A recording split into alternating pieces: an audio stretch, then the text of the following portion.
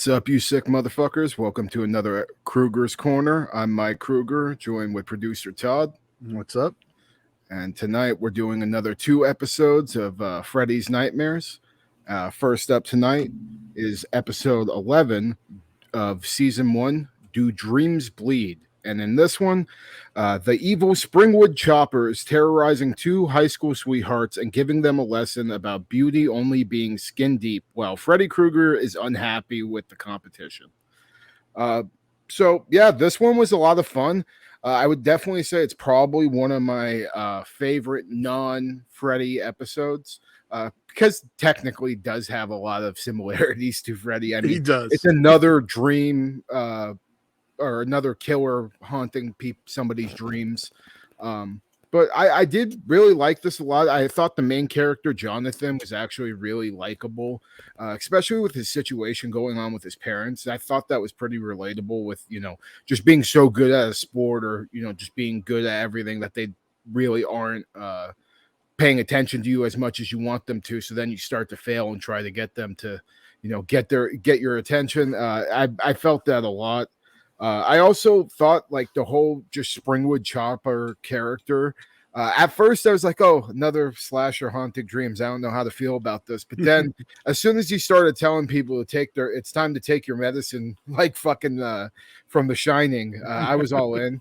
And it was a lot of fun. The twist where at first we think it's Jonathan was the killer all along, and then we find out it was his gym coach or whatever. I thought that was pretty predictable, but and you see it coming a mile away, but I still kind of liked it. And I liked, the final shot we got to, and just all the weird dream sequences Jonathan was having, why he got locked up. I thought it was pretty good. Like I would put this about on par with the Mick Garris episode. So it's one of the better ones for sure. And yeah. So what did you think about it, Todd? Well, speaking of Mick Garris, the director, this one's directed by Dwight H. Little, who was the director of Halloween 4, The Return of Michael Myers. Yeah, he also did March for Death with Seagal, so shout out to Dan and some other stuff. But yeah, I mean, his horror outing, that's probably his biggest one. Yeah. I'm with you. I do really like this one. I remember watching this one still, so that's also always a good thing. I do think it is really predictable, but it's still a whole lot of fun. Yeah, and I'd agree, one of the top tier non-Freddy episodes. Yeah, definitely. The one thing I did think was a little bit disappointing though was like some of the bookends for Freddy weren't like as good as Well, there wasn't no Rat Master Freddy. I was gonna say nothing's gonna top that one, but we're gonna have to pop that. I'm gonna have to pull that. Oh yeah, just pop them up. Yeah, that'd be fucking great. Well, why don't we rate this episode then? Move on to episode 12. So for me, I'm a 3.5 out of 5. All right, I'm a little higher. I'm a 4 out of 5. All right. So now we're going to move on to episode 12. One sec. Sorry. The End of the World. And in this one, an orphan girl uses her power over her dreams to attempt to change the negative events in her past. Chaos theory comes into play when she doesn't realize that changing her past will change the people around her as well. So I thought the various dream sequences we got at first were pretty cool. Like there's, the scene where this little girl gets her legs run over. And I was like, oh shit, that's actually pretty brutal. And I did like this episode at first, but when we kept going back to the same scene, like by the third time, it was getting really old. And then when we switch up what dreams she has, and then the character starts working with the government, I was like, oh, what the fuck is this thing? Because it had having to do with some nuclear stuff. And I thought it kind of went off the rails and wasn't really, wasn't as strong as the first half. But overall, I mean, it's definitely towards the bottom for me, especially with the bookends for Freddy. Like they were almost like just 2-second things with no creativity in them, and that kind of disappointed me too, because even when the episode's not the best, sometimes having Freddy pop up there will make you give you a little dopamine real quick. But this is probably either my least favorite episode or my second least favorite episode. But what about you, Tub? Yeah, so far this is one of the the bottom of the. I don't want to say bottom. It's not great. It loses its focus the second half, and it's at that point it's not very good. Yeah. I understand like what the government working with her, and then them like with the dude having to do with the nuclear weapons. It was like off the rails. I do want to shout out Dr. Clark, George Lazenby, who was the James Bond everyone hates, the second one in between Connery and Moore. Mm-hmm. So that's of note. Also, the director, Jonathan R. Betul, I think.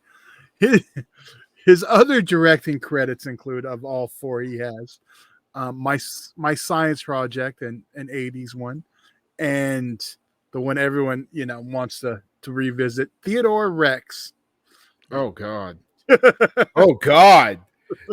No wonder this shit sucked. Theodore Rex is fucking one of the worst movies ever made. Like 100% one of the worst movies ever fucking made. I'm not arguing with you. Oh my God. You're like, it makes sense now. Yeah, this makes a lot of fucking sense. And you know what? My rating is actually changing because I know he directed that fucking piece of shit. And they should have got him out of here after he directed. I just want to see Angry Krueger when he was a kid and rented fucking Theodore Rex. No, I was pissed as fuck because I didn't even rent it. I wouldn't have picked that bullshit up off the shelf. Somebody else rented it for me and like, oh, you love dinosaurs. This is gonna be fucking great. Who doesn't love dinosaurs and Whoopi fucking Goldberg? Oh my God, dude. Like, that would be Chinese water torture for me to have to watch it. At least if you put Bill in there, he'd be like botching moves on him the whole time. Seriously. God damn. Yeah. Theodore Rex. Anyways, on that note, let's rate this episode.